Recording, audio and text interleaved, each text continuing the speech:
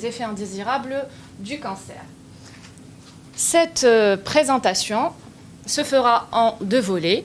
Le premier volet dans lequel nous allons donner des notions fondamentales, je dis bien des notions fondamentales pour nous en tant que pharmaciens, sur la phytothérapie et les compléments alimentaires. Et dans le second volet, nous allons donner un exemple sur la place, c'est-à-dire dans lequel nous allons parler de la place des pratiques de soins naturels dans la gestion des effets indésirables du cancer en dévoilant un état des lieux. Comme introduction à cette présentation, nous allons parler du citoyen algérien qui a toujours eu recours aux plantes médicinales pour soigner différents maux. Et ce phénomène-là a pris de l'ampleur ces dernières années, où le recours aux médecines traditionnelles non conventionnelles, telles que la phytothérapie, connaît un véritable essor et constitue aujourd'hui une alternative thérapeutique de choix dans la prise en charge non seulement uniquement des troubles mineurs, mais malheureusement, je dis bien malheureusement, de troubles majeurs. Cela d'une part. D'autre part, la consommation des compléments alimentaires à base de plantes est devenue une pratique courante suite à l'émergence de nombreux discours faisant état d'une relation étroite entre la nutrition et la santé. Et souvent, le pharmacien se trouve souvent, je dis bien souvent, affronté à des situations plus ou moins difficiles, où il trouve des difficultés à imposer son rôle, surtout quand ça parle de phytothérapie et de compléments alimentaires. Et là, plusieurs questions élémentaires se posent. Qu'en est-il de la protection du consommateur face à la multiplication d'un grand nombre de ces produits en dehors du circuit pharmaceutique? On va essayer brièvement de répondre à cette question-là, où on va donner différents points à la fin, inchallah, de cette présentation. On va entamer sans plus tarder le premier volet. Nous allons juste faire un petit rappel concernant la notion de phytothérapie. C'est l'art d'utiliser les plantes pour se soigner. C'est une thérapeutique destinée à prévenir, à traiter aussi certains troubles fonctionnels ou bien certains états pathologiques bénins. Je dis bien bénins et non pas malins, au moyen de plantes médicinales, de parties de plantes ou bien des préparations à base de plantes. 2 principes sont à la base de la phytothérapie. Le premier principe, c'est qu'en phytothérapie, généralement, nous allons utiliser de préférence le totum de la plante au lieu d'utiliser l'un de ses principes actifs isolés. C'est-à-dire quoi, totum? C'est-à-dire, quand on va se soigner par une partie de plante, nous allons utiliser l'ensemble des principes actifs qui sont présents dans cette plante, contrairement à l'usage d'un principe actif qui a été extrait de cette plante-là.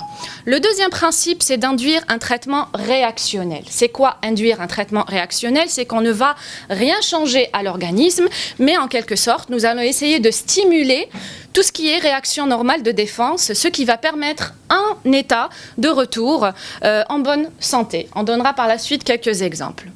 Bien sûr, il existe plusieurs et pas mal d'exemples de préparations rencontrées en phytothérapie, plusieurs classifications aussi. Il y en a d'autres classifications qui classent toutes ces préparations-là selon leur forme galénique, en forme liquide, solide, semi-solide, etc.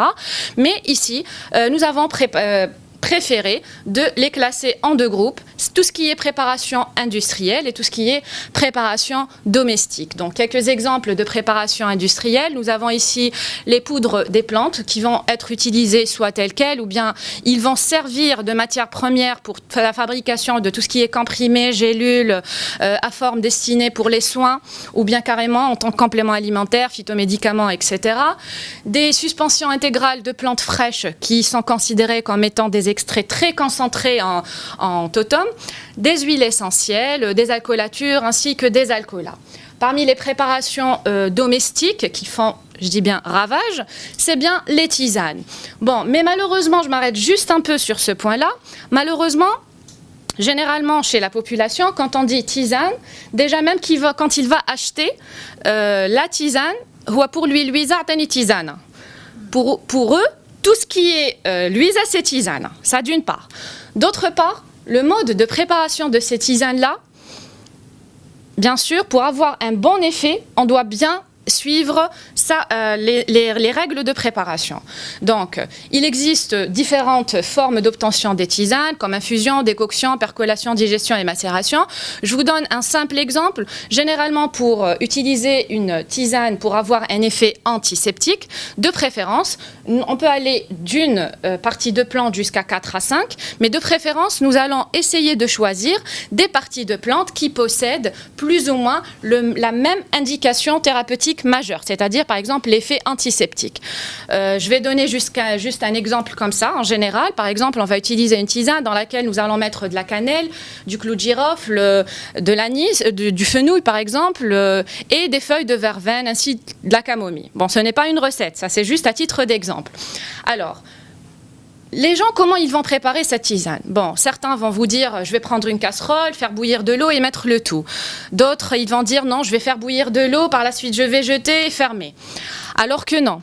Donc, le mode de préparation de ces tisanes-là va dépendre non seulement de la nature de la matière première, c'est-à-dire la partie de la plante elle-même, si c'est une partie dure, c'est une partie molle, ça d'une part. D'autre part, ça va dépendre aussi de la nature des principes actifs, des substances actives qui sont présentes dans cette partie de plante, surtout quand il s'agit d'huiles essentielles qui sont très sensibles à la chaleur. Et donc, si on va faire un décocté, tout va s'évaporer et on n'obtiendra absolument rien. Donc l'idéal, c'est de mettre au début et faire une décoction avec les parties qui sont plus ou moins rigides et par la suite, rajouter les autres parties molles et laisser infuser et bishfa. Voilà, ça c'est juste un exemple sur cette préparation. Et bien sûr, pourquoi on se soigne par les plantes? Parce que les plantes et les parties de plantes, les extraits de plantes possèdent plusieurs propriétés ainsi qu'indications. Parmi ces propriétés-là, bon, c'est les propriétés symptomatiques générales où la plante va permettre de traiter une douleur ou bien un symptôme bien précis dont l'effet sera différent selon les substances utilisées. Bon, par exemple, jambes lourdes, des petites coliques, des maux de tête, etc. Mais ce que je vous demande de conseiller aux gens, c'est que même s'ils vont utiliser des soins par les plantes, si ces maux-là persistent, il vaut mieux aller consulter un médecin. L'autre propriété est due à la présence de composants à activité préférentielle, d'où l'effet catalytique, le cas des épinards par exemple, l'histoire de Popeye, c'est que tout le monde, voilà, l'effet vitaminique de la carotte, qui renferme de la vitamine A, l'effet antioxydant de l'ananas, qui contient des antioxydants et de la vitamine C, et aussi l'effet médicamenteux de la digitale, qui renferme de la digoxine à action cardiotonique, pardon.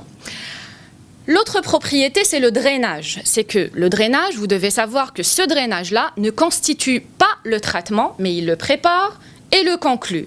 Et il doit être doux et ne doit pas produire d'effets secondaires. Ça, c'était en grosso modo les propriétés de la phytothérapie, des soins par les plantes. Mais à côté de cette phytothérapie traditionnelle, qui est une pratique se basant essentiellement sur l'utilisation des plantes selon les vertus découvertes empiriquement, existe la phytothérapie moderne qui est basée sur les avancées scientifiques et qui utilise des méthodes modernes pour l'extraction des principes actifs contenus dans les plantes médicinales. Et cette pratique-là va conduire aux phytomédicaments. Et bien sûr, un phytomédicament ne veut pas dire complément alimentaire. Et c'est cette partie-là qui nous intéressera, Inch'Allah, nous et vous, en tant que futurs pharmaciens. Je m'adresse à nos chers étudiants. C'est bien la phytothérapie moderne et on reviendra sur ce point-là, Inch'Allah, par la suite. Juste, bon, un phytomédicament, c'est un médicament à base de plantes, qui est un médicament dont la substance active est exclusivement ou bien une ou bien plusieurs substances végétales ou bien préparation à base de plantes végétales.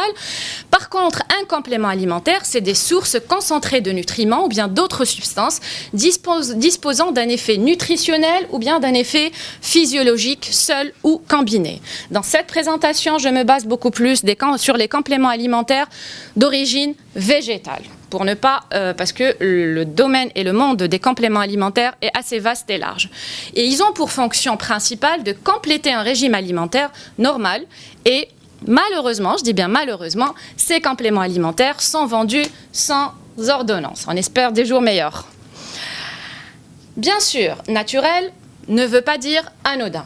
Naturel ne veut pas dire sans danger. Nous allons entamer maintenant, après avoir vu quelques notions sur la phyto et les compléments alimentaires, le deuxième volet dans lequel, comme je l'ai dit tout à l'heure, nous allons exposer un exemple pratique dévoilant la place des pratiques de soins par les plantes dans la gestion des effets indésirables du cancer. Cancer, ce mot qui hante l'esprit humain, qui depuis son apparition nous fait voir, nous fait croire et nous fait agir. Ces 6 lettres qui portent en elles le destin absolu d'une maladie qualifiée de monstre et qui, pour la plupart des patients, cette maladie-là, pour eux, c'est bon, c'est la fin. Raison pour laquelle ces patients-là vont utiliser différents moyens. Donc, peu importe les conséquences, il va utiliser n'importe quoi. Les usages, et parmi ces utilisations, c'est l'usage des plantes médicinales. Bien sûr, il existe différents traitements de cancer, comme la chirurgie, la radiothérapie et la chimiothérapie. Et ce cancer-là va être responsable d'effets indésirables. Donc, les patients traités souffrent fréquemment d'effets indésirables en rapport non seulement avec le cancer lui-même, mais aussi des effets secondaires aussi vont apparaître suite aux séances de traitement chimique, surtout par la chimiothérapie. Ces effets indésirables sont bien connus, souvent identiques, avec quelques particularités selon la classe du médicament, bien sûr. Et donc, ces effets indésirables-là, comme je l'ai dit, vont dépendre selon la nature du cancer d'une part et selon l'organe atteint. Donc, on aura un effet indésirable différent. On va s'intéresser beaucoup plus aux effets indésirables qui apparaissent généralement soit pendant ou bien après les séances de chimiothérapie. Donc nous allons noter, et nous avons noté chez les patients, même selon les données de la littérature, de la fatigue, des lésions buccales ainsi que des troubles digestifs comme vomissements, nausées, diarrhée et constipation. Et pour avoir une meilleure prise en charge de ce patient-là cancéreux, normalement, il faut qu'il y ait une bonne gestion de ces effets indésirables. Bon, on ne doute pas que ces effets-là sont bien pris en charge suite à des pratiques médicales en milieu hospitalier, mais aussi, il existe des pratiques qui se font en extra-hospitalier, soit suite à des prescriptions médicales faites préalablement, ou bien c'est des pratiques naturelles, d'où l'usage et le recours aux plantes médicinales par ces patients-là cancéreux pour atténuer les effets du cancer, de la chimiothérapie. Comme objectif pour cette petite enquête que nous avons réalisée, c'est de déterminer les différentes plantes utilisées par les patients dans ce contexte en ambulatoire, de dévoiler l'impact de l'utilisation inadéquate des plantes chez les cancéreux et surtout, ce qui nous intéresse beaucoup plus, c'est de définir les rôles du pharmacien. Comme présentation de l'étude, c'est une enquête multicentrique déclarative par questionnaire qui a été menée durant une période de 6 mois et qui a été réalisée dans les wilayas de l'Est algérien. La population interrogée est de 50 patients souffrant bien sûr de cancer et qui ont suivi beaucoup plus 6 séances de chimiothérapie et chez qui les effets indésirables ont été observés. Passons aux résultats rapidement. Donc, la majorité de ces patients interrogés sont des femmes et la plupart d'entre eux sont mariés. L'âge moyen est entre 40 et 60 ans. La plupart de ces interrogés sont originaires d'Annaba et des autres wilayas limitrophes. 60% de ces patients interrogés souffrent de cancer gynécologique. Parmi ces cancers-là, surtout, c'est le cancer mammaire et le cancer du col. Environ 28,66% des enquêtés ont déclaré avoir des antécédents de cancer dans leur famille. Et 22%, malheureusement, de ces patients-là ont déclaré avoir des maladies chroniques associées au cancer. Et les plus cités, c'est le diabète et l'hypertension. 82% de ces interrogés ont déclaré la survenue d'effets indésirables suite aux séances de chimiothérapie. Parmi ces effets indésirables, tête de liste, c'est les troubles digestifs, nausées, vomissements, diarrhée, constipation, etc. Il y en a d'autres effets comme les céphalées, l'asthénie, chute de cheveux. D'autres aussi effets ont été cités en minorité, ainsi que des effets qui étaient associés. Nous constatons aussi que l'utilisation des plantes médicinales chez les patients interrogés occupe une place non négligeable à côté des médicaments chimiques, où 34% des interrogés ont utilisé des plantes pour atténuer ces effets indésirables, et 26% d'entre eux ont associé des médicaments chimiques aux plantes pour soigner et atténuer ces effets indésirables. Malheureusement, seuls 6% qui ont pris l'avis de leur médecin avant d'utiliser ces plantes, et environ 46% ont utilisé les plantes en même temps que les cures de chimiothérapie, et donc en même temps que le reste des pratiques médicales. Et là, il faut tirer la sonnette d'alarme. Parmi les plantes qui ont été citées par les interrogés, qui étaient utilisées dans ce contexte-là, nous avons recensé environ 12 plantes. Donc, il y en a la menthe, la camomille, le citron, le persil, l'absinthe, le curcuma. Malheureusement, ils ont utilisé les plantes non seulement pour atténuer les effets indésirables de la chimio, mais aussi pour avoir un effet anti-cancer. Ça, d'une part. D'autre part, la façon de préparer ces tisanes-là, elle était je vais dire 80% étaient fausses, décoction au lieu d'infusion, etc. Autre remarque à signaler, c'est les parties utilisées de la plante. Alors pour la menthe, c'était la totalité de la partie de la plante. Des fois, ils te disent des racines à la place de feuilles, de sommités fleuries, etc. Les autres, il y en a le thym, il y en a le myrte, l'anis, fenouil, gingembre et romarin. Selon ces enquêtés-là, alors on leur a posé la question pourquoi vous utilisez ces plantes-là pour atténuer. Alors selon eux, on a pu tirer 3 conclusions. La première raison pour laquelle ils ont utilisé les plantes, c'est qu'ils ont dit c'est des substances naturelles et ne présentent aucun danger. Deuxième, c'est que leur coût est moins cher que les médicaments. Et la troisième conclusion, c'est que ces plantes-là sont plus efficaces. Nous allons essayer brièvement de reprendre point par point. C'est que autre chose, c'est que 90% de ces patients interrogés ignorent les risques de toxicité ou bien d'interaction entre médicaments chimiques et plantes. Parmi ces risques-là, je vais vous donner juste un simple exemple suite à l'utilisation de la camomille, babounj, qui présente certains risques allergiques. Il peut provoquer des réactions allergiques vu que cette partie de plante renferme des lactones sesquiterbioniques qui seront responsables suite à un mésusage de dermite de contact allergique. Donc, autre réponse, c'est qu'ils ont dit que le coût est moins cher que les médicaments. Là, j'ai pris l'exemple d'un prix unitaire par 100 grammes de certaines parties de plantes qui étaient utilisées en cas de nausée et de vomissement. Et le coût varie de 50 dinars jusqu'à 150 dinars par 100 grammes de parties de plantes. Ici, nous avons devant nous un exemple de préparation qui a été cité par l'un des interrogés pour pallier aux effets indésirables de la chimio. C'est qu'il associe l'anis au fenouil et à la menthe. Donc, si on voudrait calculer en coût, donc il allait prendre, et selon sa recette, sa fameuse recette, alors 5 grammes de chaque. Donc, c'est l'équivalent de 15 dinars pour la préparation.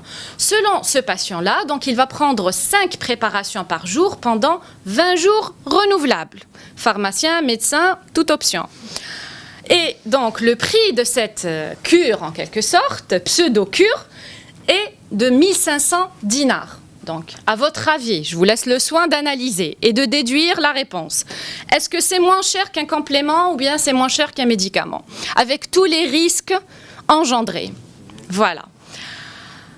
Et la plupart de ces patients-là se sont procurés ces parties de plantes auprès d'herboristes. Ça a fait l'objet d'une autre enquête. Alors, les herboristes, la plupart d'entre eux, avec tout le respect que je dois à leur profession, la plupart d'entre eux manquent d'expérience dans ce domaine-là.